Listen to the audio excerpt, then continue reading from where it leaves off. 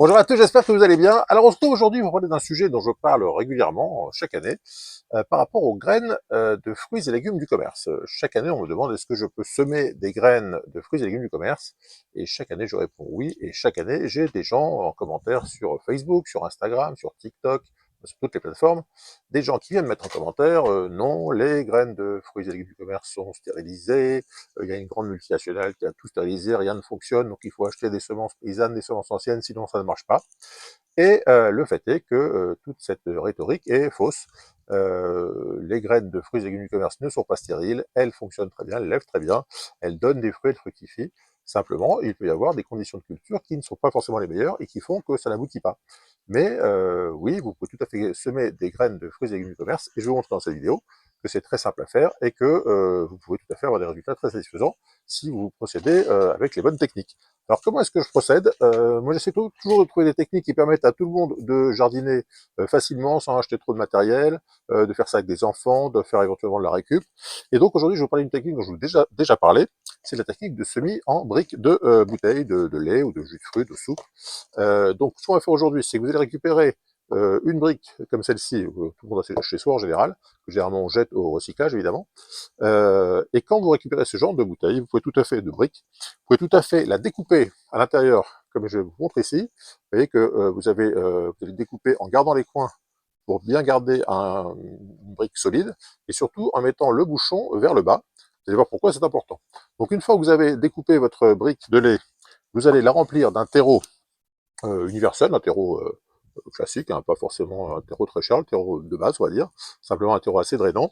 Et à partir de là, vous allez pouvoir semer à peu près toutes les graines. Je sais pas si vous êtes comme moi, mais moi j'ai du mal à voir une graine et à la mettre à la poubelle. Donc dès que je vois une graine, si je mange une pomme, si j'épluche un potiron, enfin, dès que je vois une graine, j'ai tendance à vouloir la semer. Et donc ce genre de petit contenant est pratique parce qu'on en a tant qu'on veut, que ça coûte rien et qu'on peut facilement faire des semis. Alors par exemple, actuellement, comme je vous ai montré dans ma dernière vidéo, je fais pas mal de vidéos pas mal de consommation de nef. Vous voyez que j'ai quelques noyaux de nef que j'ai récupérés en dégustant les nefs qui sont excellentes en ce moment.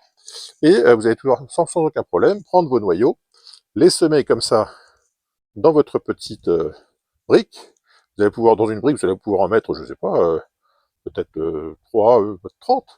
Alors n'hésitez pas quand on fait des semis à en faire beaucoup, parce que bon, ça coûte rien. Et plus vous en avez, plus vous pourrez sélectionner les plus beaux, ceux qui se développent le plus, etc. Donc là, j'ai mis, voilà, je vous fais mettre toute la brique. Et donc, vous pouvez mettre plein de choses. Vous pouvez même mélanger, hein, vous pouvez mettre des briques d'un côté, des citrons de l'autre, etc. Et l'intérêt de cette technique, c'est que vous allez pouvoir semer immédiatement après la consommation, et que donc vous allez faire en sorte que les graines ne sèchent pas, que ce soit les graines de nef ou les graines de citronnier, par exemple, de citron. Si vous les laissez sécher pendant une semaine dans votre cuisine, et que vous les semez ensuite, vous aurez un taux de germination bien moins bon parce que les graines auront séché. Donc il y a beaucoup de graines qui doivent être semées quand elles sont encore fraîches. Donc là, les nefs, il faut les garder à l'humidité, le citron c'est pareil. Et donc une fois que j'ai fait mon petit semis, je recouvre bien de terre, j'arrose, et l'avantage de cette solution de la brique, c'est que si j'arrose ici, je prends une petite bouteille, j'arrose bien parce que il faut évidemment garder les semences toujours bien humides, hein. Si vous les laissez sécher, elles vont elles vont mourir. Donc là, vous arrosez correctement, et l'inconvénient qu'on a souvent avec les semis, c'est qu'on arrose trop et que ça pourrit. Alors l'avantage de cette solution de la brique, c'est que vous allez prendre votre brique, vous allez verser comme ça, vous allez arroser tant que vous voulez, et avec le petit bouchon qu'on va pouvoir ouvrir, on va pouvoir libérer, enfin, se débarrasser de l'eau en surplus, parce que encore une fois, si vos graines baignent dans l'eau et qu'elles marinent, elles vont pourrir. Donc là, vous allez pouvoir, même à la limite, vous pouvez poser comme ça votre brique en oblique contre un mur, bien laisser goûter le, le trop plein d'eau pour qu'il y ait vraiment un terreau qui soit humide sans être surchargé en eau. Et quand ça a terminé de goûter, vous prenez le bouchon, vous refermez et vous pouvez stocker ça. Et vous commencez donc à arroser chaque jour pour maintenir en permanence le substrat humide. L'avantage de cette petite brique, c'est que vous allez pouvoir la poser n'importe où chez vous. Il n'y aura pas d'eau, hein. Le problème des godets ou des pots qu'on met chez soi, c'est qu'il faut mettre des petites assiettes en dessous, c'est un peu embêtant. Là, c'est assez pratique, vous pouvez facilement la transporter. Et puis, à chaque fois que vous avez une brique, vous avez un pot qui arrive. Alors, vous allez me dire, est-ce que ça fonctionne? J'ai les preuves, donc je vais vous les montrer. Alors, on me dit souvent, alors j'ai vu encore récemment là, sur une des vidéos que j'ai postées sur Instagram. D'ailleurs, si vous n'êtes pas encore abonné à mon compte Instagram, je vous invite à m'y rejoindre. Je vous mettrai le lien en description de cette vidéo. Donc j'ai vu sur Instagram, oui, les graines de citron les citrons sont stérilisés par je ne sais pas quelle multinationale, et donc si je sème des graines de citron, ça ne poussera jamais, et puis même si ça pousse, ça ne donnera jamais de fruits. Alors, première chose, les graines de citron qui ne pousseront jamais, les voici. Ça, c'est un pépin, c'est un citron du commerce, dont j'ai récupéré une dizaine de graines, et vous voyez que quasiment tout a levé, il me semble, hein. Donc, vous voyez qu'en un mois de semis dans une brique comme ça, j'ai 10 citronniers potentiels, et si je plante ces, euh, ces plants en point individuel et que je rapporte les bonnes conditions, j'aurai des citrons. Alors, qu'est-ce que ça donne quelques mois plus tard? Vous allez me dire peut-être que ça germe, mais qu'au final, ça pousse pas correctement. Alors ça, c'est une brique que j'ai oubliée dans un coin chez moi, parce que je fais beaucoup de semis. Donc ça, j'ai oublié dans un coin. Et ben, même en ayant passé l'hiver dehors, bon, on n'a pas eu l'hiver très froid, mais voilà des graines de citron que j'ai semées l'automne dernier, je crois. Et vous voyez que, alors bon, c'est pas du tout, la technique ne vise pas à cultiver les plants dans des briques de lait. C'est plus un système de pépinière, de mini pépinière, où on peut semer et ensuite transplanter les plants dès qu'ils sont grands, dès qu'ils sont un peu grands.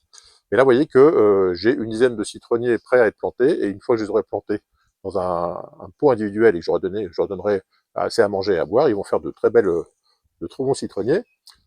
Ici, j'ai par exemple un noyau de dattes. Donc, si vous mangez des dattes, vous mettez le noyau dans un petit pot comme ça et vous aurez un palmier.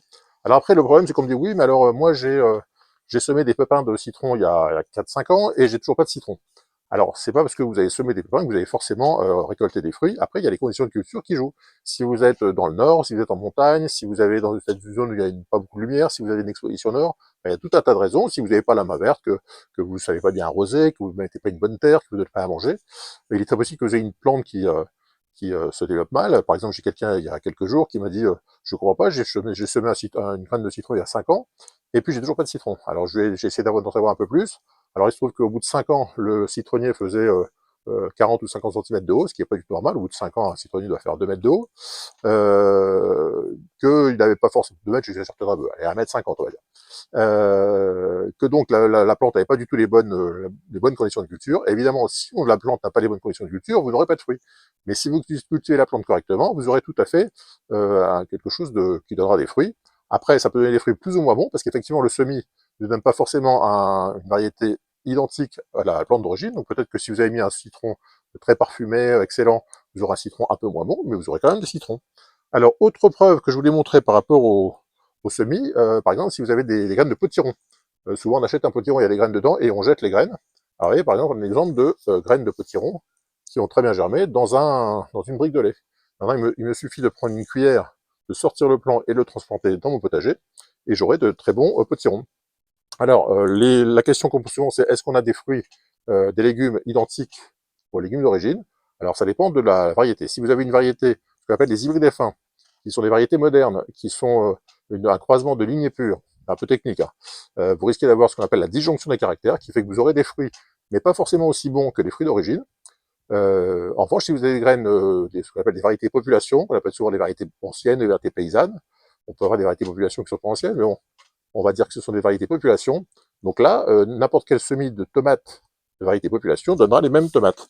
Et vous voyez que par rapport à cette possibilité de culture en brique, là c'est une graine de tomate que j'avais pas prévue, hein, j'ai rajouté un peu de terreau, il va y avoir une graine dedans. Et vous voyez que même dans une brique, je peux avoir un plant de tomate qui se développe, et même ici une petite fleur qui pousse ici. Donc tout ça pour vous dire que le semis de graines de fruits et légumes du commerce fonctionne, que les fruits et légumes du commerce ne sont pas stérilisés, qu'il n'y a aucune multinationale qui veut prendre possession des graines. Il y a effectivement des graines modernes qui sont développées, et sur ces graines modernes, il y a des royalties qui sont normales, puisque les sociétés ont des chercheurs qui développent des nouvelles variétés, donc ils protègent leurs découvertes, c'est normal, comme n'importe quel industriel, n'importe quel fabricant qui découvre un nouveau produit va protéger son produit. Mais vous pouvez tout à fait, même sur des variétés commerciales modernes, vous pouvez prendre une graine d'une tomate moderne, la semer, et vous aurez des fruits peut-être bons, peut-être pas terribles, mais vous aurez des fruits pour tous les fruits et légumes du commerce. Pareil pour les noyaux de pêche, d'abricots, enfin, les noyaux de nef, comme je vous ai montré à l'instant. N'hésitez pas à vous amuser à semer tout ce que vous trouvez. Faites ça avec des enfants, parce que c'est aussi important de leur montrer que la nature, ça peut être un petit peu miraculeux. On plante des graines et ça pousse, et ça donne des tomates, ça donne des potirons, ça donne des tas de choses.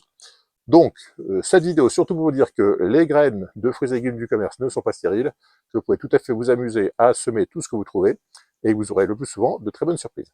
Si vous avez des questions sur ces questions de semis, n'hésitez pas à poser des questions en commentaire. Si vous avez aimé cette vidéo, n'hésitez pas évidemment à mettre un petit pouce bleu, et on se retrouve très bientôt pour de nouvelles aventures. Bye bye.